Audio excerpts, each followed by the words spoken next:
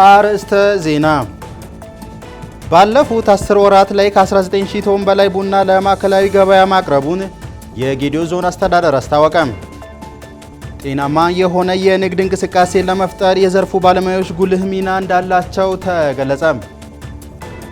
የማህበረሰብ መገናኛ ብዙሃን ለሀገራዊ ምክክር ስኬት ሚናቸው የጎላ እንደሆነ ተመላከተ።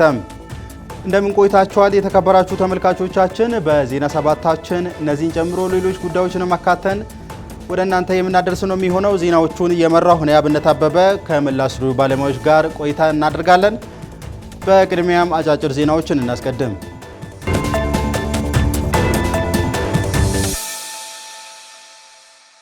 የማህበረሰብ መገናኛ ብዙሃን ለሀገራዊ ምክክር ስኬት ሚናቸው የጎላ እንደሆነ ተገለጸ። የኢትዮጵያ ሀገራዊ ምክክር ኮሚሽን ከ40 በላይ ከሚሆኑ የሚዲያ ተቋማት መሪዎችና ባለድርሻ አካላት ጋር እስካሁን ባከናወናቸው ተግባራትና ቀጣይ አቅጣጫ ዙሪያ ውይይት አካሂዷል። ኮሚሽኑ በሀገር ውስጥና ከሀገር ውጭ ከሚኖሩ ኢትዮጵያውያንና ትውልድ ኢትዮጵያውያን አጀንዳ በማሰባሰብ ሲሰራ መቆየቱም ተጠቅሷል። በጉባኤው የመክፈቻ ንግግር ያደረጉት ክቡር ኮሚሽነር ዶክተር ዮናስ አዳዬም ኮሚሽኑ ስራውን ከጀመረ ጊዜ አንስቶ ለማህበረሰቡ መረጃን በማጋራትና የኮሚሽኑን ተግባራት በማስረጽ ረገድ የማህበረሰብ መገናኛ ብዙሃን ሚናቸው የጎላ እንደነበር አስታውሰዋል። ዶክተር ዮናስ አክለውም ለማህበረሰቡ የቀረቡና በተለያዩ ቋንቋዎች መረጃዎችን በማጋራት የሚሰሩ በመሆኑ መሰረት ላለው እድገት ቁልፍ አጋዥ እንደሚሆኑም ጠቁመዋል።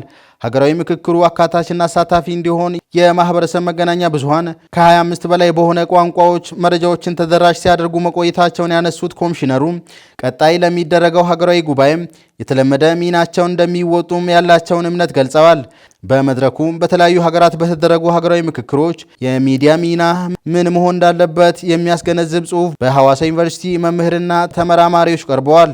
በጉባኤው 32 የማህበረሰብ ሬዲዮ ጣቢያ፣ 7 ማህበረሰብ ቴሌቪዥን ጣቢያና 5 የክልል መገናኛ ብዙሃን እንዲሁም በህዝብ ተወካዮች ምክር ቤት የዲሞክራሲ ጉዳዮች ቋሚ ኮሚቴ ሰብሳቢ ተሳታፊ ሆነዋል። የሚኒስትሮች ምክር ቤት በዛሬው ዕለት ባካሄደው 56ኛ መደበኛ ስብሰባ በተለያዩ ጉዳዮች ላይ ተወያይቶ ውሳኔ አሳለፈ። ምክር ቤቱ በቅድሚያ የተወያየው የመካከለኛ ዘመን 2019 እስከ 2023 የማክሮ ኢኮኖሚ ፊስካል ማዕቀፍ ላይ ነው። የተሟላ የማክሮ ኢኮኖሚ ሪፎርሙ ተግባራዊ ከተደረገ ወዲህ ኢትዮጵያ ኢኮኖሚ ካሉበት ተግዳሮቶች የተላቀቀና የኢኮኖሚ መሰረቶች እየተጠናከሩ መጥተዋል። ማዕቀፉ በኢኮኖሚ ሪፎርሙ የተገኙ አበረታች ውጤቶችን ይበልጥ አጠናክሮ ማስቀጠል እንዲያስችልና በዋና ዋና የማክሮ ኢኮኖሚ ፊስካል ታሳቢዎች ላይ በመመስረት የ2019 በጀት ዓመት የፌዴራል መንግስት በጀት ዝግጅት መነሻ ሆኖ እንዲያገለግል ተዘጋጅቶ ቀርቧል። ምክር ቤቱም በማዕቀፉ ላይ በሰፊው ከተወያየበት በኋላ በስራ ላይ እንዲውል በሙሉ ድምፅ ወስኗል። በመጨረሻ ምክር ቤቱ ውይይቱን ያደረገው የ2019 በጀት ዓመት የፌዴራል መንግስት የበጀት ረቂቅ አዋጅ ላይ ነው። የ2019 የፌዴራል መንግስት በጀት የ10 ዓመቱ መሪ የልማት እቅድ አካል የሆነው የ2019 እስከ 2021 የልማት ኢንቨስትመንት እቅድ ላይ የተቀመጡ ግቦችንና የመካከለኛ ዘመን የ2018 በጀት ዓመት የፕሮግራም በጀት አፈጻጸም መነሻ በማድረግ በቀጣይ ሊኖር የሚችለውን የማህበራዊና የኢኮኖሚ ትራንስፎርሜሽን አቅጣጫዎችና ኢላማዎች እንዲሁም በመንግስት የተቀመጡ ግቦችን ለማሳካት የመንግስትን የፋይናንስ አቅምና የአስፈጻሚ መስሪያ ቤቶች ከተሰጣቸው ተልዕኮ ኃላፊነት አንጻር የሚያስፈልገውን ወጪ በመገምገም ተዘጋጅቶ ቀርቧል። በዚሁ መሰረትም ለመደበኛ ወጪዎች፣ ለካፒታል ወጪዎች፣ ለክልል መንግስታት ድጋፍ፣ ለዘላቂ ልማት ግቦች ማስፈጸሚያ ድጋፍ የሚውል 2 ትሪሊዮን 339 ቢሊዮን 268 ሚሊዮን 126738 ብር በጀት ለምክር ቤቱ ቀርቧል። ምክር ቤቱም በቀረበው የፌዴራል መንግስት የ2019 ረቂቅ በጀት አዋጅ ላይ በሰፊው ከተወያየበት በኋላም ግብዓቶችን በማከል ወደ ህዝብ ተወካዮች ምክር ቤት እንዲተላለፍ በሙሉ ድምፅ ወስነዋል። ዘገባው የፋና ሚዲያ ኮርፖሬሽን ነው።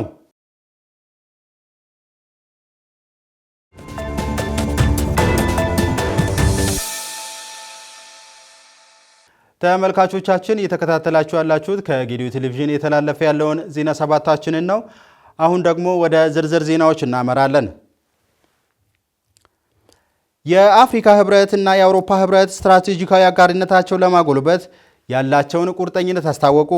የአፍሪካ ህብረትና የአውሮፓ ህብረት የጋራ ተጠቃሚነትን መሰረት ባደረገ መልኩ ስትራቴጂካዊ አጋርነታቸውን ለማጠናከር እንደሚሰሩም ተገልጿል። ሴኒያ መሐመድ ዝርዝር አላት። የአፍሪካ ህብረት ኮሚሽን ሊቀመንበር ማህሙድ አሊ ዩሱፍ ከአውሮፓ ህብረት የእኩልነት ዝግጁነትና የቀውስ አስተዳደር ኮሚሽነር ሀጃላ ሀቢብ ጋር በአዲስ አበባ በህብረቱ ዋና መስሪያ ቤት ተወያይተዋል። ሊቀመንበሩ በአፍሪካ ህብረትና በአውሮፓ ህብረት መካከል ያለው ስትራቴጂካዊ አጋርነት ዘላቂና ጠንካራ መሆኑን አንስተዋል። ህብረት ለአፍሪካ ቀዳሚ አጀንዳዎች እያደረገ ያለውን ቀጣይነት ያለው ድጋፍና ተሳትፎም አድንቀዋል። የሁለቱ ወገኖች ውይይት በዋናነት ትኩረቱን ያደረገው የኢቦላ ወረርሽኝን ለመክታት የሚደረገውን ጥረት ጨምሮ የጤናና የሰብአዊ ድንገተኛ አደጋዎችን በጋራ መከላከል በሚቻልባቸው ጉዳዮች ላይ ነው። አፍሪካን እየፈተኑ ባሉ የሰላም የደህንነትና የልማት ተግዳሮቶች ዙሪያ መክረዋል። ሊቀመንበሩ የአፍሪካን የጤና ደህንነት መዋቅር ማጠናከር፣ የጤና ሉዓላዊነትን ማረጋገጥና አህጉራዊ የክትባት ምርት የበሽታ መከላከል ዝግጁነትና ምላሽ የመስጠት አቅምን ማሳደግ ወሳኝ መሆኑን አስገንዝበዋል። አክለውም የአህጉሪቱ የጤና ደህንነት ከሰላምና ከዘላቂ ልማት ጋር ቀጥተኛና የማይነጣጠል ቁርኝት እንዳለውም አጽንኦት ሰጥተዋል። በተጨማሪም ሊቀመንበሩ በዲሞክራቲክ ሪፐብሊክ ኮንጎ ምስራቃዊ ክፍል ባለው ወቅታዊ ሁኔታ ሳቢያ የተከሰተውን ሰብአዊና የህዝብ ጤና ቀውስ በማንሳት የተኩስ አቁም ጥረቶችን ማፋጠን፣ የሰብአዊ እርዳታ አቅርቦትን ማመቻቸትና ጉዳት ለደረሰባቸው ማህበረሰቦች አስፈላጊውን ድጋፍ ማድረግ እንደሚገባ አሳስበዋል።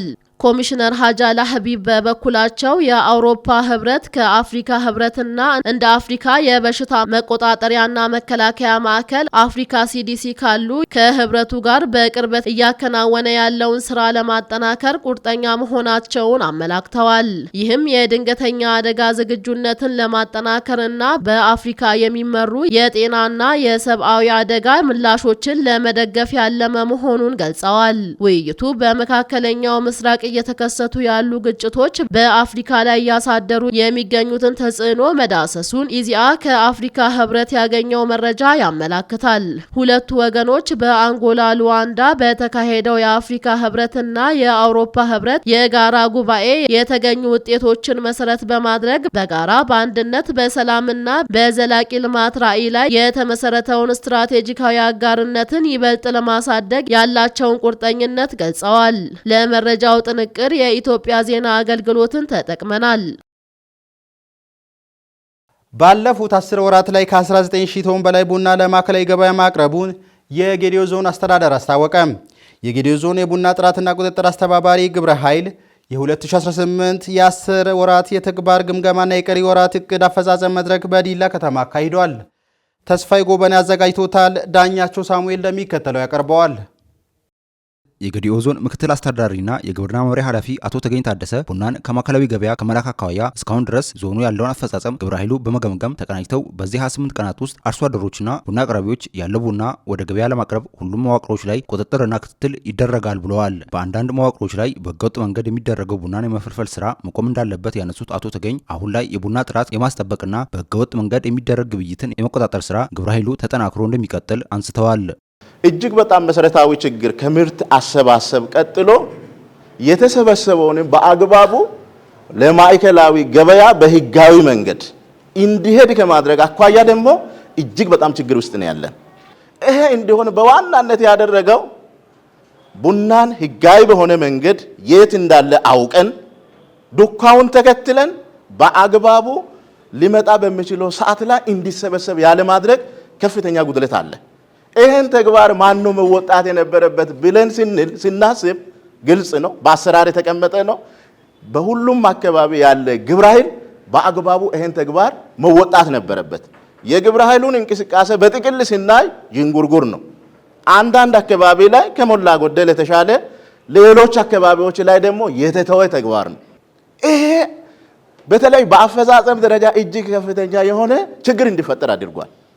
እነኚህ ነገሮች ሁሉ በአጠቃላይ ተዳምሮ ዛሬ ላይ በአፈጻጸም ደረጃ በምርት ሂደት ዝቅተኛ ቦታ ላይ እንድንቀመጥ ያደረገ በመሆኑ ሁላችንም ከየመዋቅሮቻችን ስታንድ መነሻ የት እንዳለን አውቀን በዚህ በ30 ቀን ከፍተኛ ንቅናቄ ተደርጎ ቢያንስ በእጃችን ያለውን ቡና ህጋዊ ስርዓትን ተከትሎ ወደ ማዕከላዊ ገበያ እንዲሄድ ለማድረግ አሳይመንት እንድንወስድ ታስቦ የተፈጠረ መድረክ ነው።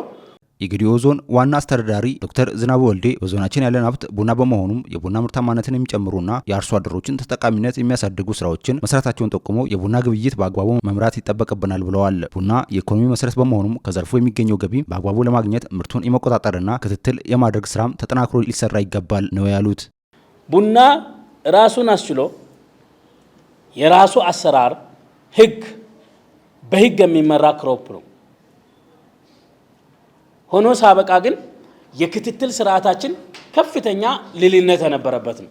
የክትትል ስርዓታችን አክቹአሊ ከአሰባሰብ ይጀምራል። ከአሰባሰብ ጀምሮ የነበረው ልልነት እጅግ በጣም ከፍተኛ ነው።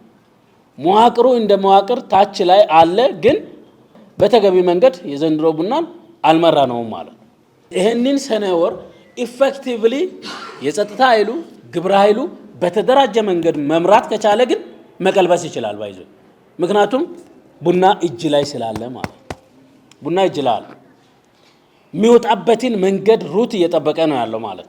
ስለዚህ የወረዳ አስተዳዳሪ የወረዳ ፖሊስ አዛዥ ትልቁ ነገር ቢኖር አሁን ቡናን መምራት ነው።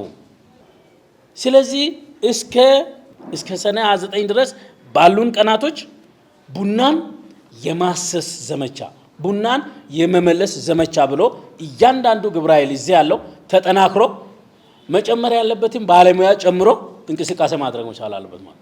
ማንኛውም ቡና በህገወጥ መንገድ የሚንቀሳቀስ ቡና ቁጥጥር ስር መዋል መቻል አለበት ማለት። ባለፉት 10 ወራት ላይ ዞኑ 19623.8 ቶን ቡና ለማዕከላዊ ገበያ ማቅረቡን የገለጹት ዶክተር ዝናቡ በቀሪ ወራት ላይ በእጃችን ያለው ቡና የህግ አግባብን በተከተለ አኳኋን ግብረ ኃይሉ ተቀናጅተው ወደ ገበያ እንደሚመጣ መስራት ይገባል ብለዋል። የህገወጥ የቡና ዝውውርን ለመከታተል ከመቼውም ጊዜ በላይ ክትትልና ቁጥጥር መጠናከር እንደሚገባ ያነሱት አስተዳዳሪው ሁሉም መዋቅሮች ሰኔ ወር የግብረ ኃይል ስምምነት መሰረት መነሻ በ28 ቀናት ውስጥ ለጸጥታ መዋቅሩና ግብረ ኃይሉ ኃላፊነት ወስደው ስራ ተግባር እንዲመራ አሳስበዋል። ቀጣይ ላይ መሰራት አለባቸው ተብሎ በሴክተሩ የቀረበው አንዱ የኦዲቲንግ ስራ ነው። ከዛ ውጪ ሁለተኛው ህገወጥ እንቅስቃሴን ማገድ ነው። የቡና ህገወጥ እንቅስቃሴ ማንኛውም አርሶ አደር ከሆነ የሚታወቅ አርሶ አደር ከሆነ የሚሸጥበት ቦታ መታወቅ መቻል አለበት። ሶስተኛ ይሄ ህገወጥ ማሽን ለምንድን ነው ማስቆም ያልተቻለው? ስለዚህ ግብረ ኃይሉ ይሄንን አውቆ ከዛሬ ቀን ጀምሮ የሰኔ ስምምነት ወይም የሰኔ ወር ስምምነት የምትለዋን ወስዶ ሲሪየስሊ እንዲሰራ ስለፈለግን ነው ዛሬ ላይ ወደዚህ የጠራናቸውና እንደ ሀገር ትልቅ ዳይሬክሽን ተሰጥቶ በክቡር ጠቅላይ ሚኒስትራችን ከሚመራ ክሮፕ አንዱ ነው ቡና። ስለዚህ የመጀመሪያው በቀሪ ወራት ውስጥ መሰብሰብ ያለበት የቡና እቅድ ወጥቶ ይሄ በግብረ ኃይል ተገምግሞ ጸድቆ በዛ መሰረት የየቀኑ ክትትል እየተደረገ መመራት መቻል አለበት የሚለውን አንዱን እንድትይዙ ነው።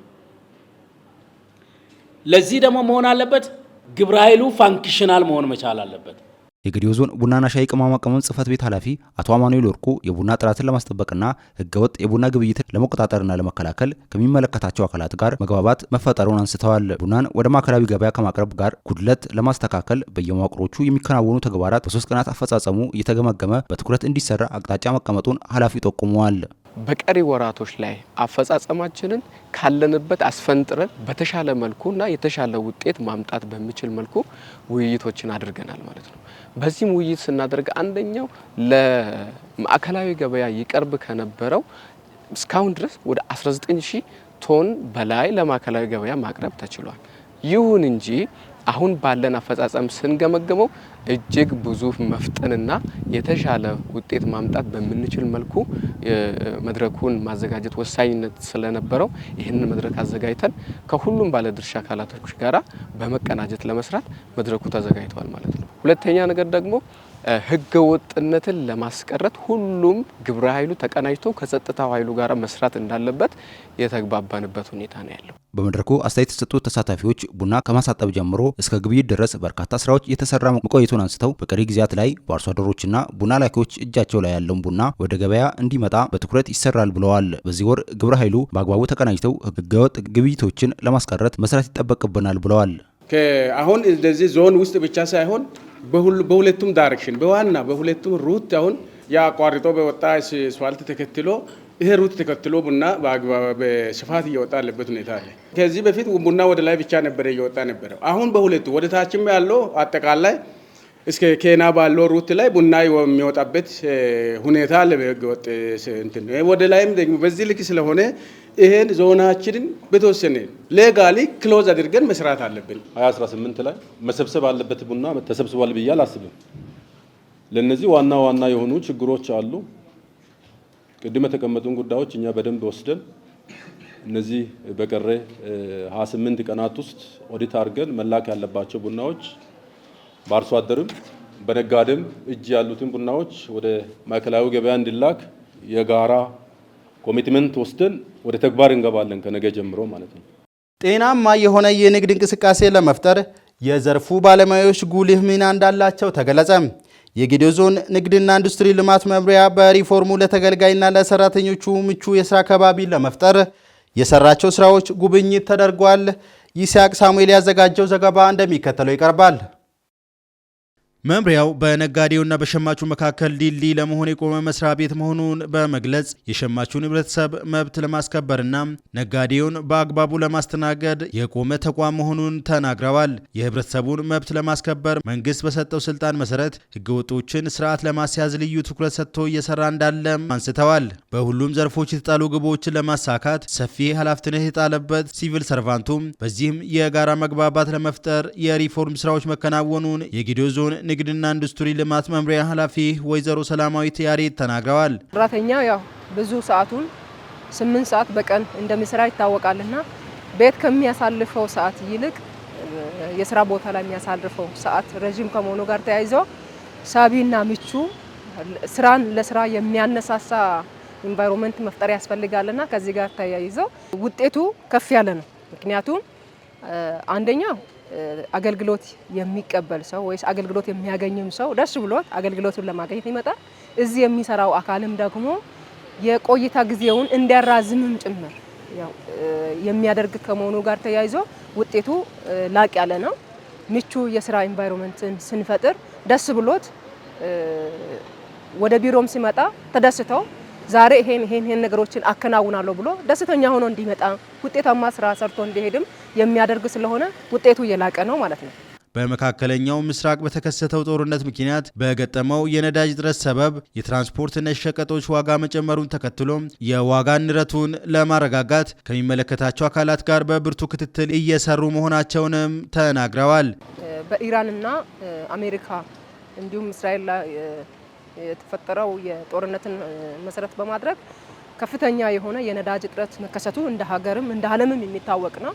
ከዚህ ጋር ተያይዘው እንግዲህ ችግር በሚፈጠርበት ጊዜ ወይስ የጸጥታ ችግር ሲፈጠር ከፍተኛ ጫና የሚበዛ እንደ ንግድ ተቋማት ላይ ከፍተኛ ጫና ይበዛባቸዋልና ነዳጅ እጥረቱ ሲገጥም ኢኮኖሚካሊ ብዙ ችግሮች የሚገጥሙበት ሂደቶች አሉና ያንን ደግሞ ለማረጋጋት ከፍተኛ ስራ መስራትን ያስፈልጋል። ይሄን ስንል እንግዲህ የመጣው ነዳጅ በአግባቡ ለተጠቃሚ ወይስ ለተሽከርካሪ እንዲደርስ የማድረግ ሲቀጥል ደግሞ አላስፈላጊ ዋጋ ጭማሪዎች እንዳይኖሩ እንዲሁም ደግሞ በተለይ የሸቀጥ ዋጋዎች ላይ ሆን ብሎም ጭምር የነዳጅ ኮስት መጨመር ወይስ ዋጋ መጨመር ብቻም ሳይሆን ያለውንም የመደበቅ ያለውን ደግሞ ከገዙ በኋላም ጭምር በፍትሃዊነት ያለማሰራጨትም እንዲሁም ደግሞ ዋጋ ለራስ ጥቅም ሲባል ማህበረሰቡን የመጉዳት ስራዎች ስላሉ ይሄ ንግድና ኢንዱስትሪ መምሪያ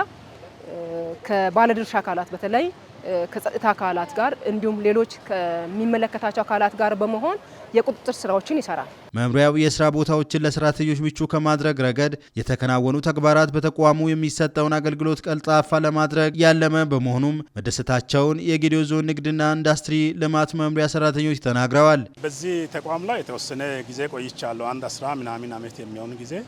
በእነዚህ ጊዜያት ላይ በጣም በማይመች ሁኔታ ላይ የመንግስትን ስራ እየሰራን ነው የቆየ ነው። ምቹ ለሰራተኛም ለተገልጋይም ምቹ ሁኔታ ያልነበረበት ነው። ቤቱ ህንፃው የኪራይ ቢሆንም አንዳንድ የሚጎሉ በርካታ ችግሮች የነበሩበት ነው። እነዚህን ችግሮች ደረጃ በደረጃ እንዲፈታ ጥያቄ ሰራተኛ እየጠየቀ ቆይተዋል።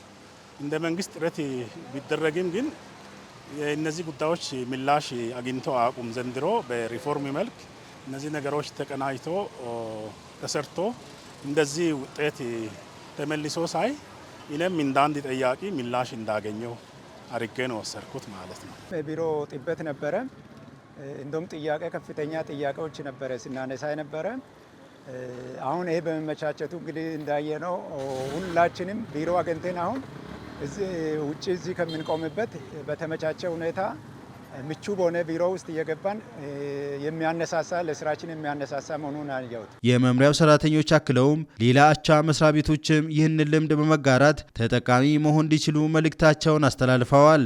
እኔ በዚህ አጋጣሚ እንደተሞክሮም ይሆናል ብዬ የማስበው በየመስሪያ ቤቱ አሁን በቀላሉ መጠገን የሚችሉ ጠግነን የበለጠ የተሻለ አገልግሎት መስጠት የምንችላቸው በርካታ እቃዎች፣ ቋሚ ንብረቶች በየቦታ ተጥለው ይገኛሉ።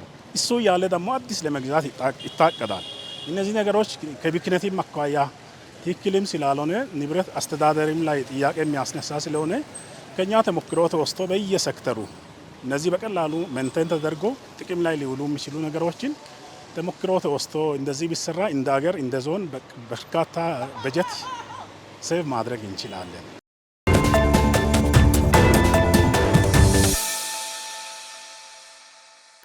የቅድመ አንደኛ ትምህርትን ማጠናከር የትምህርት ጥራትን ለማሻሻል በሚደረገው ሂደት ላይ አበርክተው የጎላ መሆኑ ተገለጸ።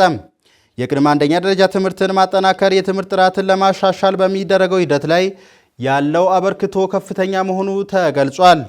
በረከት ጅግሱ ያዘጋጀውን ዘገባ መስፍን አለሙ እንደሚከተለው ያቀርበዋል። የዘንድሮ የትምህርት ዘመን ማጠቃለያ ወቅት ላይ ሀሮሬሳ ትምህርት ቤት የቅድመ አንደኛ ደረጃ ተማሪዎችን በማስመረቁ ደስ ብሎናል፣ እንኳን ደስ ያላችሁ ሲሉ የዲላ ከተማ አስተዳደር ትምህርት መምሪያ ኃላፊ አቶ ዮሴፍ ሆርዶፋ መልእክታቸውን አስተላልፈዋል። የተሻለ የትምህርት ፖሊሲ ያለው ሀገር በኢኮኖሚ እድገቱ እጅግ የፈጠነ ነው ያሉት ኃላፊው ሀገራችን ኢትዮጵያ የትምህርት ፖሊሲ በማሻሻል በትኩረት እየተሰራ እንደሚገኝም አንስተዋል። በዲላ ከተማ በ11 ትምህርት ቤቶች የቅድመ አንደኛ ደረጃ ትምህርት ቤቶች እንደሚገኙ ገልጸው መምሪያው በትምህርት ጥራት ላይ ትኩረት ሰጥቶ እየሰራ ነውም ብለዋል። ይህ የሰኔ ወቅት ወረዲ ተማሪዎቻቸውን ገምግሞ ለሚቀጥለው ክፍል የሚያሻግሩበት ወቅት ላይ ነው ያለነው። ከዚህ አንጻር እዚህ ትምህርት ቤት ዛሬ የተገኘ ነው ቅድመ አንደኛን ለማስመረቅ ነው። ይህም መንግስት ባስቀመጠው ፖሊሲ መሰረት ያሁኑ የኛ የትምህርት ፖሊሲው 4 ደረጃዎችን ያለው ነው። ይህም ቅድመ አንደኛ ከ5 ዓመትና 6 ዓመት እንዲሁም 4 ዓመትም እንደየ ትምህርት ቤቱ ሁኔታ ሊሆን ይችላል። ግን በፖሊሲ የሚያስገድደው የ5 ዓመትና የ6 ዓመት 2 ዓመት ትራንዚሽን ያለው አንድ ደረጃ አለ ማለት ነው። ከዛ ከፍ ስል ሁለተኛው ደረጃ ከአንደኛ እስከ 6ኛ ያለው የመጀመሪያ ደረጃ የሚባል ነው። ሶስተኛው ደረጃ 7ኛና 8ኛ መካከለኛ ደረጃ የሚባል ነው። አራተኛ ደረጃ ከ9 እስከ 12 የሚባል 4 ደረጃ ያለው ነው ፖሊሲው። ከዚህ አንጻር በሁሉም ትምህርት ቤት ይሄ ይተገበራል። አሁን ባለንበት ሁኔታ በዲላ ከተማ ወደ 11 የሚሆኑ የአንደኛ ደረጃ ትምህርት ቤቶች አሉ። በአጠቃላይ በመንግስት ማለት ነው። በእንደዚህ በ11ዱም አንደኛ ደረጃ ትምህርት ቤቶች ቅድመ አንደኛ ያላቸው ቅድም ያልኩትን ደረጃ ማለት ነው። ሙሉ ቅድመ አንደኛ ሊባል ቅድም ያልኩትን ደረጃዎችን ማለፍ ስላለበት ይሄ በዚህ ደረጃ ከ11 ትምህርት ቤቶች ኦሬዲ ሁሉም በዛ ሌቨል ልጆቻቸውን የሚያስተምሩ ሲሆን ከዚህ አንጻር ይሄኛው ሀሮሬሳ ትምህርት ቤት ከዛሬ 6 ዓመት ጀምሮ ቅድመ አንደኛን ቅድም ባልኩት ሌቨል እያስተመረቀ የመጣ ሌላውም ሞዴል የሚሆን ትምህርት ቤት ከመሆን መነሻ ወላጆች ቀደም ሲልም የዚህኑ ትምህርት ቤት በጋራ በመሆን ልጆቻቸውን በጥሩ ሁኔታ ቅድም ያልነውን ቁጥር ሌሎች ትምህርት ቤቶች ላይ በዛ ደረጃ የሌለ በመንግስት ትምህርት ቤት ቁጥር ከፍ ያለ ቁጥር እስከ 140 ተማሪ በአንድ ጊዜ ማስመረቅ ቁጥርና አቅም የፈጠረ ትምህርት ቤት ነውና ለ6ኛ ዓመት ዛሬ የሚያስመርቀውን ተማሪ ለያኛውን የቅድመ አንደኛ ሌቨል ጨረሱ ወደ አንደኛ ደረጃ የሚገቡ ተማሪዎችን እያስመረቀን ያለበት ሂደት ስለሆነ በጣም የተሻለ የሀሮሬሳ ትምህርት ቤት ርዕሰ መምህር አቶ ታሪኩ በቀለ ለተመረቁት ተማሪዎችና ለወላጆቻቸው እንኳን ደስ ያላችሁ በማለት መልእክት አስተላልፈዋል። ተማሪዎች የነገ ተስፋ መሆናቸውን የተናገሩት ርዕሰ መምህሩ ወላጆች ለልጆቻቸው ትምህርት ቀጣይነት ትኩረት እንዲሰጡ አሳስበው በቀጣይም በትምህርት ቤቱ የሚከናወኑ የትምህርት ተግባራትና ዝግጅቶች ላይ የወላጆች ተሳትፎ እንዲጠናከር ጥሪ አቅርበዋል። በ2018 የትምህርት ዘመን 143 ህጻናት በቅድመ አንደኛ ደረጃ ተመዝግበው ሲማሩ ከነበሩት 140 ህጻናት መመረቃቸውን ገልጸው የወላጆች ተሳትፎም ከፍተኛ እንደነበር አስገንዝበዋል። አጠቃላይ የተመዘገቡ ተመራቂ ተማሪዎች ከ143 ተማሪ ነው። ለዛሬ ላይ ደግሞ የተመረቁ ተማሪዎች 140 ተማሪዎች ሲሆኑ እነዚህ ተማሪዎች ደግሞ ቀጣይ ላይ በዚሁ ትምህርት ቤት መጥተው አንደኛ ክፍል መጥተው የሚማሩ ይሆናል። ለወደፊት ደግሞ መሰረታዊ የሆነውን ትምህርት ስለተማሩ የተሻለ ውጤት ያመጣሉ ብዬ ተስፋ አደርጋለሁ። ቀጣይ ላይ የተሻለ ትምህርት ለመስጠት አንደኛው የመማሪያ አካባቢ ምቹ ማድረግ ነው። ይህንን መማሪያ አካባቢ ምቹ ከማድረግ አንጻር አሁን ላይ ትምህርት ቤታችን በጥሩ ቁመና ላይ ይገኛል። ሁለተኛ ደግሞ ብቁ የሆኑ መምህራኖችን ደግሞ ማብቃት ነው። እነዛም ደግሞ ከትምህርት መምሪያው ጋር ጎን ለጎን እየሰራን ነው ማለት ነው። በአካባቢ የሚገኙ ነገሮችን በመጠቀም የትምህርት መርጃ መሳሪያ በማዘጋጀት ተማሪዎችን በጥሩ ሁኔታ እያስተማሩ መሆናቸውን የተናገሩት የትምህርት ቤቱ መምህራን ዓመቱን ሙሉ ተማሪዎች እንደ እናትና እንደ አባት በመያዝ ልዩ እንክብካቤ ሲያደርጉ መቆየታቸውን አንስተዋል። ተማሪዎች በጥሩ ሁኔታ እየተያዙ መሆናቸውን የመሰከሩት የተማሪ ወላጆች ከጊዜ ወደ ጊዜ የተማሪዎች የአረዳድ ችሎታቸውም እየጨመረ መምጣቱን ታዝበናል ሲሉም ገልጸዋል። የተማሪ ተስፋ በጣም ደስ የሚያሰኝ ነው። ያው በጣም ደስ የሚያሰኝ ነው። ከነዚህም ያው አንደኛ ጥሩ የሆነ እውቀት አግኝተዋል። በጣም ጎበዝ ሆኖ ማለት እነዚህ አሁን ዛሬ የተመረቁ ተማሪዎች በጣም ብቁ ሆኖ ነው ለዚህ የበቁት።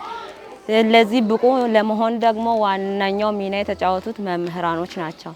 እዚህ ትምህርት ቤት ሀሮሬሳ ላይ ያሉ መምህራኖች በጣም ጠንካራ እጅግ በጣም ጠንካራ የሚባሉት ናቸውና ከዛ ጭቃ ምን ሳይዱ ሁሌ እየመጡ ተማሪዎችን እንደ ቤተሰብ እየያዙ እየተንከባከቡ ለዚህ እውቀት እንዲወስዱ አድርገዋል። ያው ለዚህ ቀንም አብቅተዋል ከፈጣሪ ጋር።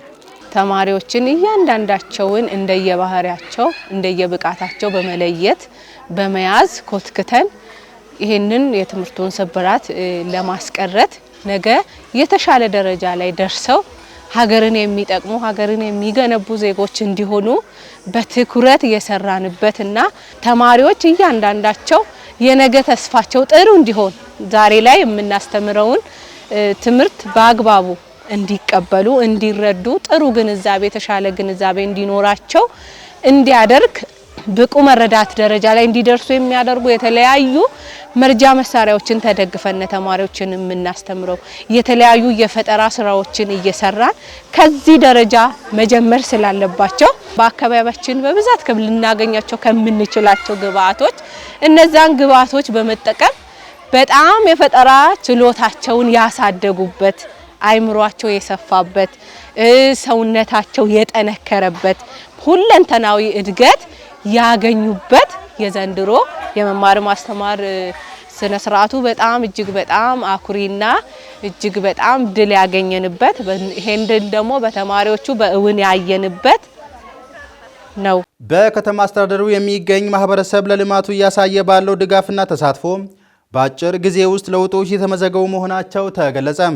በከተማዋ የተጀመሩ የመሰረተ ልማት ስራዎችን ከህብረተሰቡ ጋር ተቀናጅተው በትኩረት እንደሚሰራ ከተማ አስተዳደሩ አመላክተዋል። ማብራቱ አበበ ተጨማሪ አለው። የለውጡ መንግስት በጠቅላይ ሚኒስትር ዶክተር አብይ አህመድ ሀሳብ አመንጭነት ከወሰዳቸው እርምጃዎች መካከል አንዱ የሆነው የኮሪደር ስራ ከተማውን ውብና ጽዱ ከማድረግ ባለፈ ለኑሮ ምቹ እንዲሆን ማድረጉን የከተማ ነዋሪዎች ጠቅሰዋል። ገደብ ከተማ ከዚህ ቀደም ለኑሮ አመቺ እንዳልነበረ ያነሱት ነዋሪዎቹ ከተማ አስተዳደሩ ለመሰረተ ልማት የሰጠው ትኩረት ከተማው ለንግድ እንቅስቃሴና ለኑሮ ምቹ የማድረግ ሁኔታ ከጊዜ ወደ ጊዜ እያፋጠነ መሆኑን አስረድተዋል። ገደብ ከተማ የልማት ስራ በሰፊ የተሰራ ነው። ምክንያቱም ከዚህ በፊት ይህ መልካም ስራ አይሰራም ነበር። በገደብ ከተማ ብዙ ዘመናት ከተማ ሳያድግ ብዙ ዘመን ቆይተዋል። አሁን ከትንሽ ከሁለት ዓመት ጀምሮ ሰፊ ስራ እየተሰራ ነው። ኮሪደር እየተሰራ ነው። ኮሚኒስቶ እየተሰራ ነው። ልዩ ልዩ የውሃ ፕሮጀክቶች ራሱ በከተማ ውስጥ ተሰራጭቶ ህዝቡን እየተገለገለ ነው ያለው። ልማቱ ህብረተሰቡን ያስተሳሰረና ህብረተሰቡም ወላጅ እናቱም ይሁን እንደገና የእድሜ አዛውንቶች ሁሉ ከመቀነታቸው እየፈቱ ለሀገሬና ለኔ የሚጠቅመው ነው በሚለው ያለ አንዳች ስስት የአመራርን ፍልስፍናና አጀንዳውን ወስዶ በትክክል ያዋጣኛል ያለውን ልማት እያራመደ ያለበትና ከተማችን ከዚህ በፊት ከነበረው አዲስ ከተማ ማየት የጠቅላይ ሚኒስትሩ ኢኒሼቲቭም ሆነ የአመራሮቹ ሐሳብ ወስዶ በትክክል የተሰራ ያለበት መሆኑን ያየሁት። ገደብ እየተቀየረች ነው ያለችው።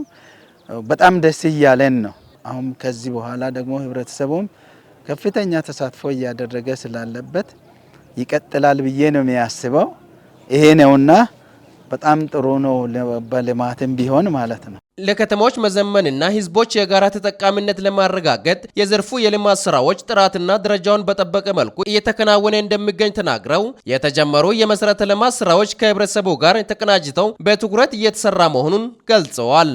ልማት መቀጠል አለበት። እንደሚታወቀው ይሄ ገደብ ከተማ አስተዳደር በቅርብ ከተማ አስተዳደር ሆኖ የተደራጀ መዋቅር ነው። በዚህ መዋቅር ላይ የማይናቁ ትላልቅ ስራዎች የልማት ስራዎች አሉ። የመንገድ መሰረተ ልማት ለማስፋፋት የውስጥ ለውስጥ ጌጠኛ መንገድ ስራዎችን ለመስራት የሚያሳልጡ ተሽከርካሪዎችን፣ ማሽኖችን፣ ዶዘሮችን ማህበረሰቡ ህዝቡ በመተባበር ግዢ ፈጽሞ ልማት ስራዎች እየሰሩ ነው ያሉት። በከተማ የህብረተሰቡ የመልማት ጥያቄ የነበሩ ጉዳዮች ለመፍታት እየተሰሩ ባሉ ስራዎች አበረታች ውጤት እየተመዘገበ መሆኑን አንስተው የከተማ ሰላም ሁኔታ እንዲረጋገጥ የሁሉም የበኩሉ ሊወጣ እንደሚገባም አክለዋል። መንግስትን የመረጠውን ህዝብ ትልቅ ግብ ከፊት ለፊት አስቀምጦ ነው እንዲስተካከሉ ለመንግስት እየሰጡን የቤት ስራዎች አሉ። የደህንነት ስራ እየተረጋጋ መሆን አለበት። ከስጋት ነፃ ሀገር እንዲወጣ ጸጥታ ኃይሉና መንግስት አካሉ በጽናት መስራት እንዳለበት ህዝብ በአካልም ነግሮናል ማለት። ቀጥሎ ደግሞ ህዝቡ መሻታቸው የመልማት ጥያቄ ነው። የመልማት ጥያቄ፣ የኢኮኖሚ ጥያቄ፣ የፍትሃዊነትና የመሰረተ ልማት ጥያቄዎቹን በርካታ ጥያቄዎቹን በአፍም በድምጽም ነግሮናል ማለት ነው። ያወያየናቸው ሶ እኛም መንግስት ከመረጠ ውጤቱ ከተረጋገጠ መንግስት ከጸና እና ቀጥሎ ደግሞ ህዝቡ በሚሰጠን እድል ቀጥታ ያን የቤት ስራ ወስደን እያንዳንዱን የህዝብ ጥያቄዎችን እቅድ አካል አድርገን ተነስተናል። በከተማ የህብረተሰቡ የመልማት ጥያቄ የነበሩ ጉዳዮችን ደረጃ በደረጃ ለመፍታት እየተሰሩ ባሉ ስራዎች አበረታች ውጤት መመዝገባቸውን ጠቅሰው የሀሳብ አንድነት በማጠናከር ለሁለንተናዊ እድገት መትጋት እንዳለበትም ጠቁመዋል። በመሰረተ ልማት ስራ፣ በመብራት ዝርጋታ ስራ፣ በውሃ ዝርጋታ ስራ ሆስፒታልን በተቻለ መጠን ለማሻሻል ያደረግናቸው ርቀቶች፣ የመድኃኒት አቅርቦት፣ የአምቡላንስ አቅርቦት ህዝብ ሲጨነቅ ሲቸገር የነበረው ነገር ጠጋ ብለን ማየታችን እያንዳንዱ በካቢኔ በምንወስናቸው ውሳኔዎች፣ በአስተባባሪ በምንወስናቸው ውሳኔዎች የልማት ስራ በሚመለከት የሚመጣው አጀንዳ አንድም ኮሽ ሳይል መስመሩን ሳይስት ባመጣነው አጀንዳ ሁሉ ስለተግባባን ነው ከተማ ውስጥ ትንሽ የልማት ጭላንጭል ሊመጣ የቻለው እንጂ ይሄ አንድነት ተጠናክሮ የሚቀጥል መሆን መቻል አለበት። አንድ ስንሆን አካባቢያችን ይለወጣል፣ ይቀየራል። ይሄንን የምናያትን ገደብ እጅግ ማራኪ የምታምር ለልጆቻችን ምቹ የምትሆን ከተማ አድርገን ሰርተን ማስረከብ እንችላለንና ዛሬ ላይ አይተን ማናቃቸው ወደ ሌላ ቦታ ስንመኝ ስናይ የነበራቸው ማሽን ገዝተን በእኛ እጅ እንዲኖረን አድርጓልና ይሄ አንድነት ተጠናክሮ የሚቀጥል መሆን መቻል አለበት። በሁሉም ዘርፍ ሁለንተናዊ እድገት ማሳየት መቻል አለብን። ብልጽግናችን ሲረጋገጥ ከፍ ያለ እድገት ማሳየት እንችላለን።